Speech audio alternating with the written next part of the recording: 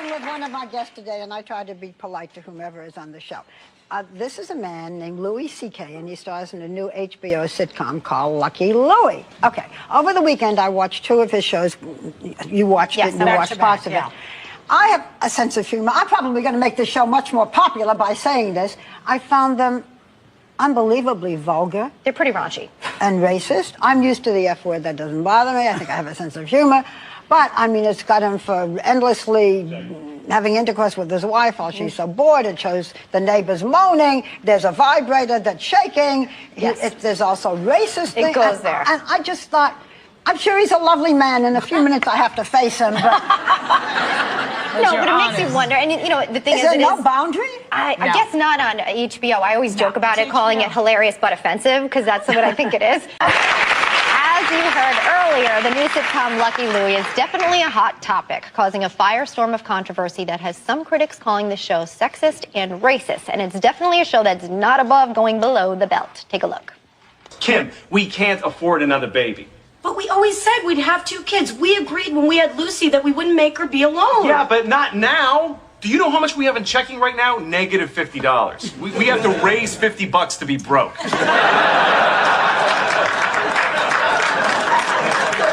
I don't care. I'm not waiting. Lucy is 4 already. I'm getting pregnant right now. Well, you ain't getting pregnant without my sperm. That is not your sperm. That is our sperm. That's my sperm. Give it back.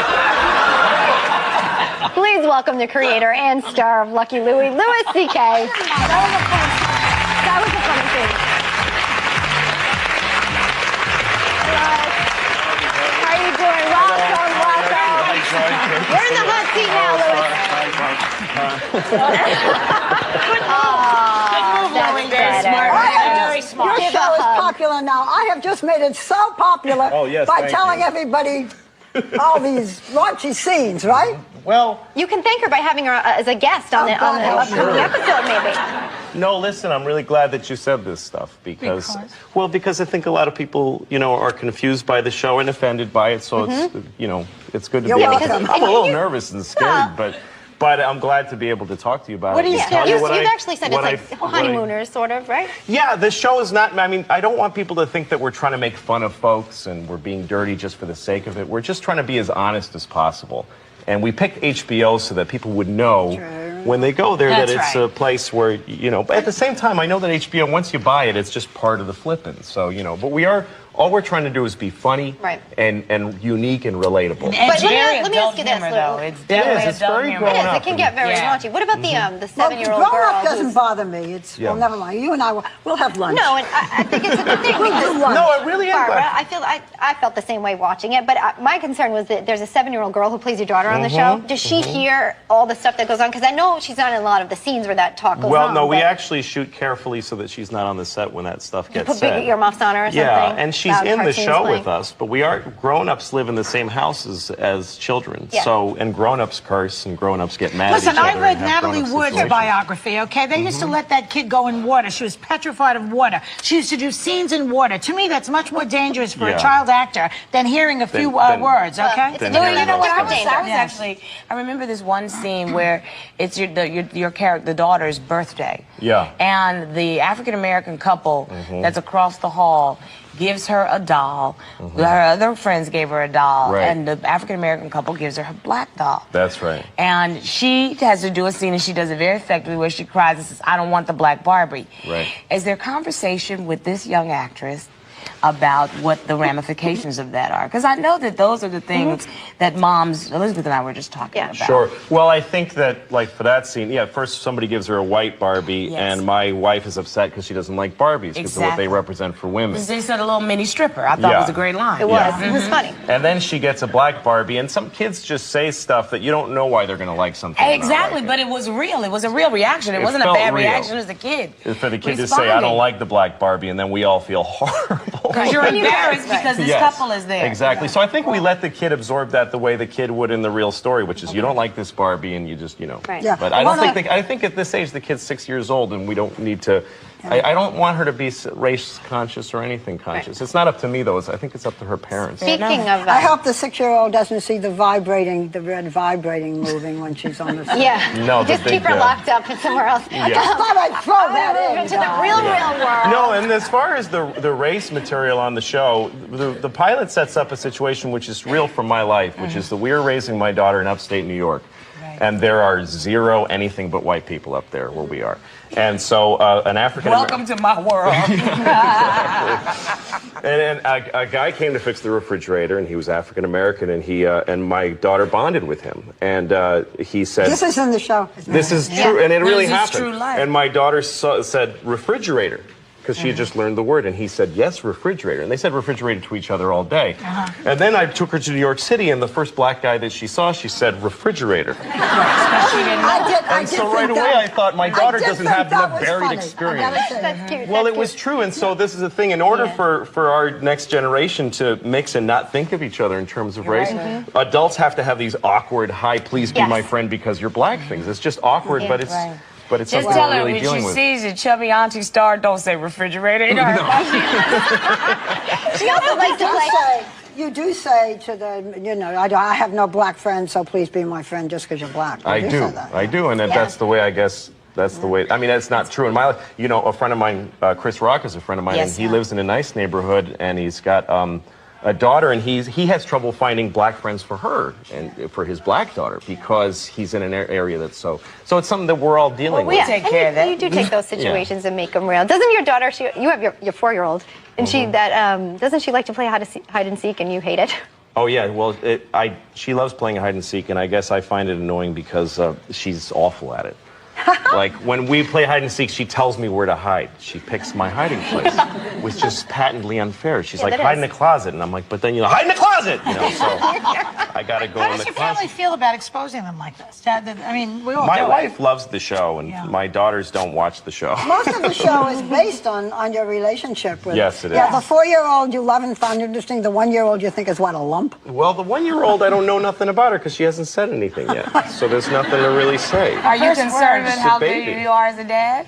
Oh, I'm Father's Day we just finished with now. Yes, well, I think I'm a pretty awful dad. And I think most fathers feel that way, that you're constantly... One time I was eating chocolates I wasn't supposed to be eating, and my daughter said, what are those? And I said, they're black tomatoes. Because I didn't want her to think I was eating. So now she thinks there's something called black tomatoes. Isn't that awful? It's awful. I think that's great. And you know that 1-year-old, if she's anything like you, she's going to have a ton to say. Because you are very funny. And the show is very interesting. So you can watch it or not. It's up to you. Thanks to Louis C.K. When Lucky Louie was coming out and I was promoting it, I asked to do The View. And then I showed up, and the other guest was Fonzie, Henry Winkler. And, I mean, for me, it was just being there, I was like Barbara Walters. I grew up, and she was like Barbara Wawa, and she was, you know, the center of so much going on, and Arafat and all this stuff, you know. And then Fonzie. I mean, Jesus Christ. I was in, you know, like 4th grade, 3rd grade, when Fonzie was just the fucking king of the world to me. So here he is, you know, weird, not at all Fonzie. You know, hi. You know, it's not Fonzie. Oh, hi. Oh, that's nice. Like, it's not how Fonzie talks. And, but he's a great guy, and he knows Pamela Adlon, who played my wife on Lucky Louie, so he actually came over to my dressing room to say, oh, I love Pamela, and I love the show, it's dear, your show is dear, that's what he said, it's so dear, and I was, so that was great, and then I'm, all of a sudden the producer comes in my room and says, I have to talk to you. They're about to go on the air. You need to see this. And her hand was shaking on this remote. She turned on the TV. This is it's on live. And there's Barbara Walters saying, our first topic is about one of our guests who has a show called Lucky Louie. And this is the most offensive, racist, sexist, terrible show I've ever seen in my life. I can't believe this is on the air. I hate it. And they all started going to town on that. There's pictures of me and stuff. And I'm like, what the fuck? And I got to go out there. Yeah. And so she said, so we still want to try to do your funny stories. I'm like, no, I can't do the funny stories. You're fucking killing me out there. And I was shaking. I didn't know what to do. I didn't know how to handle it. I think I called Chris Rock, who's like an advisor to me, and I told him backstage. I was backstage, and I called Chris Rock and said, "This was the best show ever, by the way." Yeah, it was great. And I said, "I don't know what to do. These women just shit all over me, and I'm about to go out there." And he said, forget the women. You've got people who are watching at home. Just rise above it and talk to the audience. Fuck Barbara Walters. She doesn't matter. You're going to be on television right now. Nobody's even going to notice what show it is. They're just going to see you. And that was a wake me up. I went out there and I thought, I'm not talking to Barbara Walters. Her audience is more important than she is to me. And I love those ladies. And I know they'll like me. And also they showed a clip, right before they brought me out, they showed a clip from the show of me and my wife arguing about money in bed. Which is, to me, what marriage is. Arguing about money instead of fucking. And the clip really worked. And the audience laughed, and I thought, fuck her, I don't need her. And I went out there, and she made a big deal out of, Barbara Walters came over and hugged me when I first walked out. Like, oh, we're friends now. Like, oh, the rift is over. And when she did that, I realized, this is pure bullshit. She doesn't dislike the show. She wasn't offended. She's trying to get on the map. She's trying to make it into something. And also the Republican, I forget her name, on the other side, said something about this show has touched off a firestorm of controversy. We were on the air for like a week. It hadn't touched off anything. There was nothing. They were trying to, let's touch off this firestorm of controversy right now. So then I realized that it's all false. Nobody was really mad at me. And then I just explained the show to the audience. I knew they wanted me to come out and go, fuck you. That's what they wanted. That's why they sandbagged me, because they hoped I would misbehave. They thought I would come on and say, fuck you, you old bag. And she'd go, oh my goodness. And it would be all over the place. But instead I came out and said, listen, I thank you for bringing up these concerns, because I don't want people to think the show's here to offend anyone. It's just honest. And I went through the points of the show and why it was important.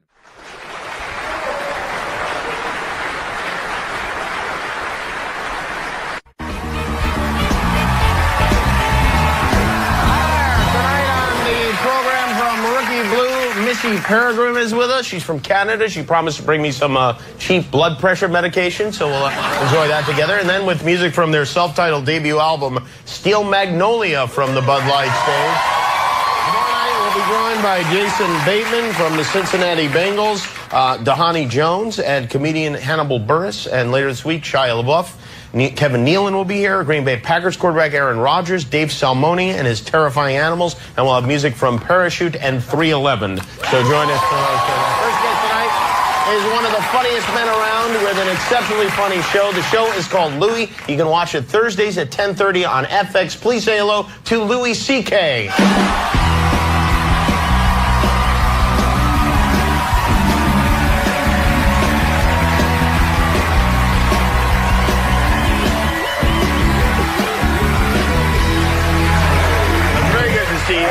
Nice to see you. Really good. It's been a while. I haven't seen you in a long time. It has been a long time. You're a much thinner fellow than you were before. Don't get used to it. No? Now you live in New York. Yes. You've got 2 little girls. Yeah, 2 kids. Do they come on trips with you when you do this sort of thing? No, I would not do that to them. No, they're at home with their mom, sleeping right now. Oh, they are, yeah. Yeah. Well, you know where your kids are now. Didn't used to know where you know what I mean? Like when we were kids, did your parents know where you were? Never. No. No idea. Even that thing on the news that said, it's 10 o'clock, do you know where your kids are? Nope. The answer was no. No idea.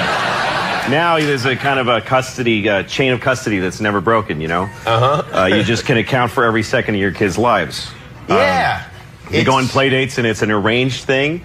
And they go, you drop them off, and you wait. You know, you take them to soccer games. And it's empowering, yay! And then you take them home. It's all very arranged. You're right. It is more. I wonder why that is. The people that like to have throw kids in the garbage and stuff like that. Hit them and break their bones. But anyway, that's not important right now. But Because when we were kids, it wasn't like that. Oh no, those people were around. They weren't on stage. There was no Nancy Grace. So now, now there's somebody there to remind you of it a lot. So folks watch their kids more. I mean, it's not a new thing. When you were a kid, you'd just be running. You'd run around the neighborhood, right? Well, you know, yeah. Like I have my kids go on play dates, and I know I have a relationship with the parents. I know who the kids are. They've been to my house. I've been to their house. I was just a kid walking around town. I was like 8 years old, younger than my daughter, and I was just this kid, just walking around. I was just a dude in town. And I would go to Greg's house, my friend Greg, and my mother never met Greg. No idea who he is. Certainly never met his dad or whoever the dude was. I don't know who it was. When I went to Greg's house, I'd knock on the door, and this guy would come, and he always wearing, like, I don't know, some kind of weird top that looked a little womany. And Hanes, he always had a Snoopy glass with gin in it. And just Hanes briefs that were fighting with, you know. And then there was always a little brown spot on the front. Yes. So I was 7 years old contemplating, does this guy poop out of his penis? Like what? Those are the kind of things that I had to think about. That's Greg's dad for you. Yes. I mean, you didn't have, were you a bad kid? I wasn't a bad kid, but I got in trouble because I just was alone and I just, you know, like I got into stealing tampons at one point. For profit? No, I didn't make a dime. I didn't make a dime. Well, how would this work? I hesitate to ask, but how would this work? No, I was 8 years old, and I just went into a CVS one day because I just roamed store aisles, and I was looking at the tampons, and I was sort of staring at them with this. I knew there was something dirty about them. I didn't know what they were. Staring, and I picked one up. I got the gall to pick one up, and I'm looking at this box of tampons, and someone came around the corner, so I put it in my jacket, and now I have stolen them. Yeah. Because if I take them out, someone saw that I had them in my jacket. In my head, I'm like, that's it. They're in there. I can't. So I left, and I had sweat on my face. And I just went home, and I threw them under my bed, and I'm eating dinner. Like, everybody knows I have tampons under my bed. And so it was a terrible, stressful experience, which I then repeated every day. For like 2 months. What? I'd go back, and I'd just do the whole cycle. I just kept doing it. And no, I never got caught. I mean, they probably saw me, but the guy's like, I'm not confronting the kid who takes the tampons. I'll pay for him out of my check before I live that moment. I'm not asking that little pervert what he's doing with those. Yeah, there's something wrong with that boy. Something's really wrong with him. And how did it end? Well, they kept going under my bed, and I just tried not to think about him. And then one day I looked, and they were just gone. They just were gone, and my mom never said anything. She must have been cleaning up, and she was like, what is this? This is crazy. Wow, that's... I don't know, maybe she used them for like 10 years. I don't know. I mean, would she throw them away? You might as well. In those days, you don't waste. Maybe I contributed to the family a little bit, you know? Maybe I kept my mom in cheap tampons for a few years. I don't know. Are your kids unusual like that? Or, no. Are you, as the weird father, are you a weird father to them? No, or? I mean, I've tried to make up for it. But it's a little too late. Like, I think I had kids a little too late and a little too fat in life, you know? You gotta, what do you mean by that? Well, you should be a young, healthy dad. You should be a 26-year-old father in a tight T-shirt going, whoa, I'm gonna get you, you know, one of those guys. That's what kids have coming. And I'm not that. You don't do that. No, I take them to the park and I just run them like dogs. You got 20 minutes, I just watch them run. I stand there breathing like Tony Soprano and watching them run. And... Daddy, chase us. If someone grabs you, maybe I'll chase them. But otherwise, grow up sad. And it's just I have a lot of physical limitations that keep me from being a good dad. Like, I'm always in a 48-hour window of diarrhea. That either I'll be having or have had diarrhea within 48 hours. Somewhere I'm on the timeline of my life and the diarrhea. And depending on where I am in that window dictates how far from my house I'm willing to venture. I see. How far a radius. Yeah, right. You're otherwise, tethered. Yes. It's like having an ankle bracelet in a different kind of way. Because otherwise, I'm having diarrhea in a public restroom with my kids standing there watching me because they're little. I can't leave them out by themselves. So they're standing there. Daddy, I don't I don't want to. Sorry, honey, you want to go to the aquarium, this is what happened. I said, let's go to get the newspaper and come home, but you wanted to get fancy, so you get to watch me pee out of my ass for 2 hours. Well, it's funny with the kids. The memory is that. About it, yeah. Now, do they know? Do they understand like that you're a comedian? Do they know this? Is this a concept that they're familiar with? They know that Daddy tells jokes, and they don't get the business though. You know, like they don't get show business. Really? No, who does?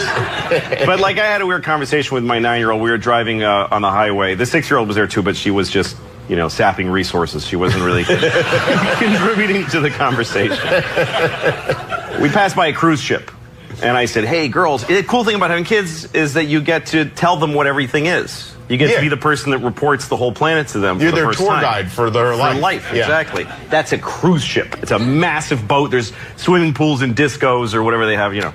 So they got excited by the idea of a cruise ship, and I said, some comedians do shows on cruise ships. And they said, do you do that? And I was like, no. Here's the thing. Comedians have a mean hatred of cruise ship comics. Yeah. It's just a mean prejudice. We call them boat acts. It's just mean. It's boat act because they pander. We just think they're crap, and it's just something you just feel. It's like being born racist. You just believe it. You don't question it. It's just a thing in you. You might not even know. But yeah. So my daughter's like, "Have you ever worked on a cruise ship?" I'm like, "No." And she says, "Why not? Why wouldn't you want to be on a boat?" And I'm like, "Well, that's a different kind of comic." She says, well, what's the different about him? Well, a cruise ship comic just tries to please everybody. And she's like, why wouldn't you want to do that? Of course, isn't that what you want to do? Yes, but I see some things I say on stage might upset some people. Why would you upset people? That's a terrible thing to do. So, you know what? There might be some clarity there. I don't know. It is. You might want to rethink this. I might try the cruise ships. Yeah. Well, by the way, first of all, I want to say the show is terrific. It's very funny. And Thank you. We're going to take a quick break here. Okay. We'll come back and talk about Louie. Louie airs Thursday nights, 10:30 on FX. Louie CK, we're right back. Can I help you? Yeah, I need condoms, sexual lubricant, Vagitine, and blueberries. Lubricant out 7, Vagitine out 3, next to the tampons. Condoms behind the counter. Ain't got no blueberries. Thank you. That's Louie C.K.'s show. Louie. It's on FX every Thursday night. Louie's with us. By the way, the show is, not only is it very funny, but the directing is great. I know you direct the show, too. I do, yes. It looks great. It looks like a movie out of the 70s. Thank you. That's You must perfect. be very pleased with the whole thing. I am. I love it. The movie out of the 70s is perfect. That's what I grew up loving and watching. How is the how is the second season different from the first season? Is it? Yeah, I mean, you know, I when I get bored of something, I just stop doing it, you know? So I didn't keep a lot of the same stuff. Like, we moved to a new apartment. It's a whole other, but there's no scene where it happened. I just stopped being in that one and started another one. Last year, I had one very constant character. It was my brother, played by Bobby Kelly. He was a really funny guy, and he did such a good job. And this year, I just didn't feel like it, so he's gone. He's just gone. He's gone. I didn't kill him in an episode. It's like he never existed. Well, the great thing for him is it's in a way like Lost, where he could possibly come back. Yeah, right? he might. I guess I'd have to have a good idea. I didn't have any ideas for him, so I just stopped this. He's not in the reality of the show anymore, like he never was. So now I have 2 sisters, right? And one of them, and none of this reflects my life. The show's all fiction, but the first episode this season introduces my sister as this character, and it's a big introduction.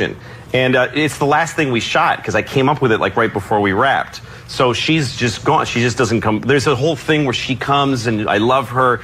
Gone. Never see her again. Really? Yes. And my neighbor comes and helps me, and he's a really nice guy. And the last thing he says is, "Remember who your neighbors are." And I go, "Yes, I would." And he's gone too. But really, because It seemed like you were going to then have a neighborly, friendly relationship. You'll never see him again.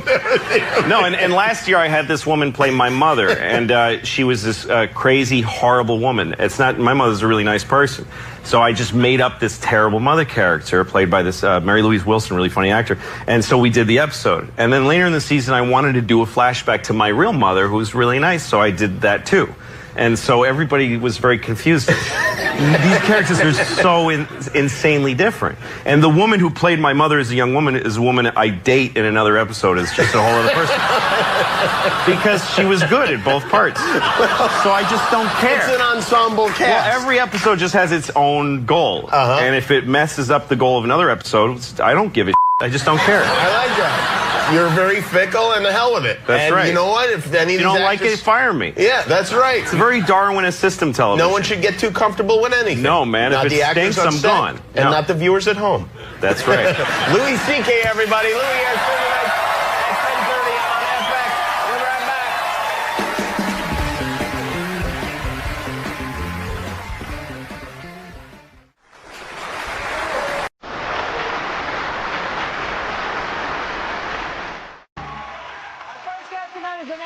Grammy and Peabody Award-winning comedian. He's hosting the season finale of Saturday Night Live this week with musical guest Rihanna. He's also the writer, director, and star of the acclaimed series Louie, which airs Thursday nights on FX. Please welcome Louis C.K.